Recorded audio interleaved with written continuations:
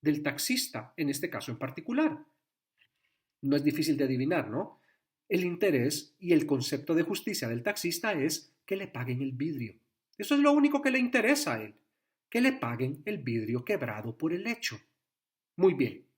Entonces supongamos, volviendo a explicar este tema de que de los antecedentes y circunstancias del imputado se infiera su falta de peligrosidad, volviendo a ese tema y utilizando este caso práctico, ¿no? Del borracho que lanza la botella en el aire de cerveza y le cae y le quiebra el vidrio frontal al taxista, supongamos que el fiscal tiene acceso a los juzgados de letras de Ciguatepeque y por lo tanto a las 8 de la mañana del día siguiente, cuando todavía no se han cumplido las 24 horas, se toma la molestia y el trabajo de solicitar los antecedentes en el juzgado de letras penal de los de Ciguatepeque para ver si este individuo, si este imputado a quien quiere aplicarle el criterio de oportunidad tiene o no antecedentes penales. Supongamos que el juzgado es muy eficiente en Ciguatepeque, ¿eh? y le da y le notifica al fiscal en el término de una hora de que el imputado no tiene antecedentes penales. Entonces el fiscal estaría libre para poder aplicar el numeral 1 del artículo 28, bajo el supuesto de que de la mentalidad procedimentalista de que estamos hablando de antecedentes penales. Usted podría decir, bueno, ahora sí, ¿no? Porque no tiene antecedentes penales. Pero la pregunta es, ¿qué garantías existen de que este mismo imputado no tenga antecedentes penales en el juzgado de letras de Juticalpa o en el juzgado de letras de Villanueva o en el juzgado de letras de Nacaome? ¿Se entiende a lo que estoy llegando? Entonces, en primer lugar, el tema de los antecedentes penales, mientras no exista un sistema informatizado general dentro del Poder Judicial, es complicadísimo. No se va a poder, obviamente se puede saber si la persona tiene antecedentes penales en esa localidad, pero será muy difícil comprobar si tiene antecedentes penales en otra localidad. Pero vamos a la, digamos, a la interrogante de fondo, ¿ok?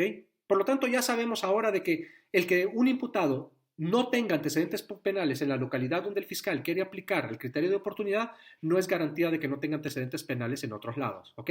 Pero vamos a la pregunta de fondo. Mi pregunta es, supongamos que este imputado, recordemos, el tipo acusado por daños, ¿sí? O siendo investigado por daños, porque no ha sido acusado todavía. El tipo siendo investigado por daños, porque lanzó la botella al aire y la botella cayó sobre el vidrio frontal del taxi y lo quebró, supongamos que sí tiene antecedentes penales y que los antecedentes penales que tiene son por el delito de falsificación de documentos. Por ejemplo, el hecho de que tenga antecedentes por el delito de falsificación de documentos sería un obstáculo para que usted como fiscal aplicara el criterio de oportunidad por el delito de daños. No, ¿verdad? A pesar de que tiene antecedentes penales, no son antecedentes penales que le hacen inferir a usted que el individuo es peligroso y que no es conveniente aplicar el criterio de oportunidad por daños. ¿Se entiende a lo que estoy queriendo llegar? A lo que estoy queriendo llegar es que estos antecedentes y circunstancias personales del imputado pueden ser cualquier cosa, ¿eh? No solamente antecedentes penales. Pero incluso teniendo antecedentes penales, eso no es obstáculo para que se pueda aplicar el criterio de oportunidad como en el ejemplo que puse anteriormente. Por circunstancias y antecedentes personales estamos hablando de ¿estudia el imputado? ¿Trabaja el imputado? ¿Vive ahí en Tegucigalpa o en la localidad donde se va a aplicar el criterio de oportunidad? ¿Va a la iglesia? ¿Saca buenas notas en la universidad? Todos estos son antecedentes personales, ¿eh? Antecedentes y circunstancias personales. Incluso el testimonio de personas que conocen al sujeto también le dan antecedentes y circunstancias personales. Entonces, volvamos al ejemplo del bolito, ¿no? Que lanzó la botella y le quebró el vidrio frontal al taxi. Supongamos que esto ocurrió en Ciguatepeque y usted es el fiscal de Ciguatepeque. Usted incluso conoce, porque en un pueblo pequeño todo mundo se conoce, sabe que la persona detenida es Pablito, el hijo del panadero de la esquina. Todo mundo lo conoce y todo mundo sabe que su problema es la bebida, no porque bebe mucho, sino porque no sabe beber. Y cada vez que bebe, comete una locura. Por lo tanto, usted no necesita más antecedentes o circunstancias personales que las que usted ya conoce como fiscal. Los antecedentes y circunstancias ya las conoce usted porque vive en la localidad. Si usted quiere de alguna manera acreditar, por ejemplo, esas antecedentes o circunstancias personales, no necesita los antecedentes penales como fiscal.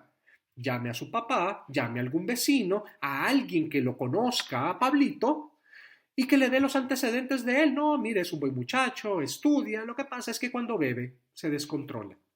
Entonces usted como fiscal, habiendo cumplido con ese requisito que antes habíamos circunscrito únicamente a antecedentes penales, puede perfectamente aplicar el criterio de oportunidad, porque Pablito no es peligroso. Y porque en todo caso lo que le interesa al taxista es que le paguen su vidrio. ¿Se comprende lo que estoy diciendo? Espero que sí, ¿eh? Último punto. Me dice, ok, muy bien. Entonces, al igual que hicimos con que la afectación del interés público sea mínima, y lo vamos a dejar a criterio de cada fiscal, porque así es, y así tiene que ser para que funcione la figura, por esa discrecionalidad que tiene el fiscal, si se acuerdan bien. Entonces dice, aún falta algo, porque el numeral primero, en su última parte, dice, y de los antecedentes y circunstancias personales del imputado, que ya lo aclaramos, se infiera su falta de peligrosidad. Doctor, me dice, es imposible. No tenemos suficientes médicos forenses psiquiatras para que le puedan establecer al fiscal si el imputado es peligroso o no. ¿Ustedes se imaginan que para cada caso que se quiera aplicar un criterio, volvamos al caso de Pablito, ¿sí? Pablito el que lanzó la botella al aire después de una borrachera.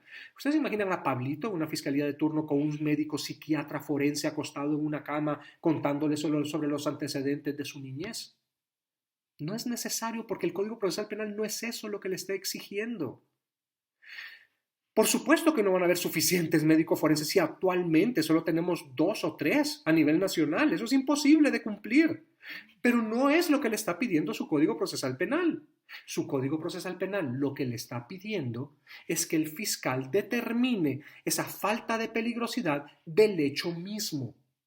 En el supuesto que hemos estado discutiendo de Pablito y la botella de cerveza al aire, el hecho de que Pablito se descontrola un poco cuando bebe no significa que sea un tipo peligroso. ¿Ok? Y del hecho mismo, de la dinámica misma del hecho, se deduce que no lo hizo con la intención de atacar al taxista.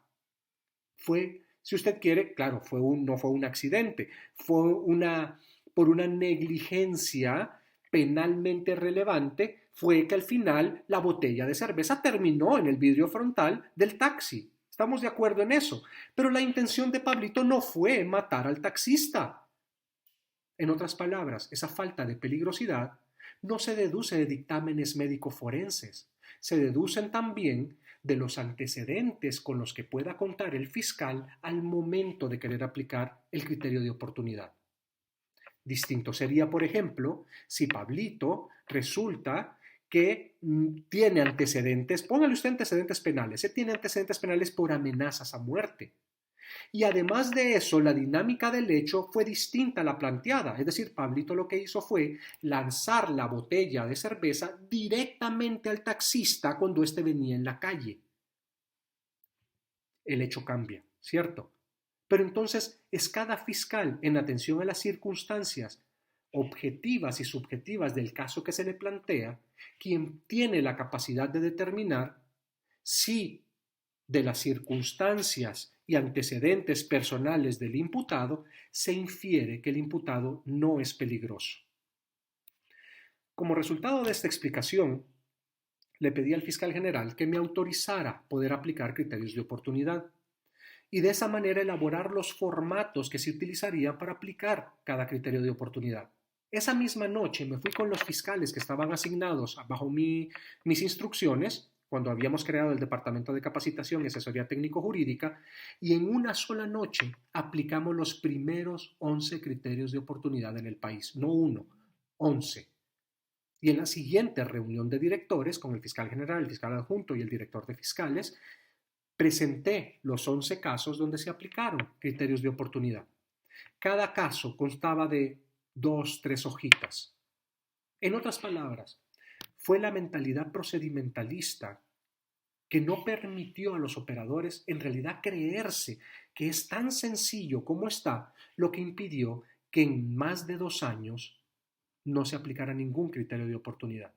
Y fue el entendimiento de la ciencia procesal y de cómo debía interpretarse y aplicarse correctamente el Código Procesal Penal lo que permitió que en una sola noche se aplicaran 11 criterios de oportunidad.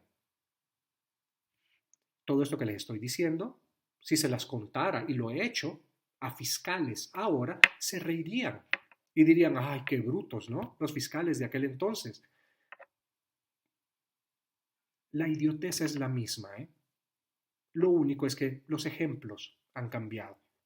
Y ya les he dado en clase diferentes ejemplos donde podemos constatar que la ignorancia continúa siendo la misma y que la mentalidad procedimentalista continúa existiendo y prevaleciendo hoy.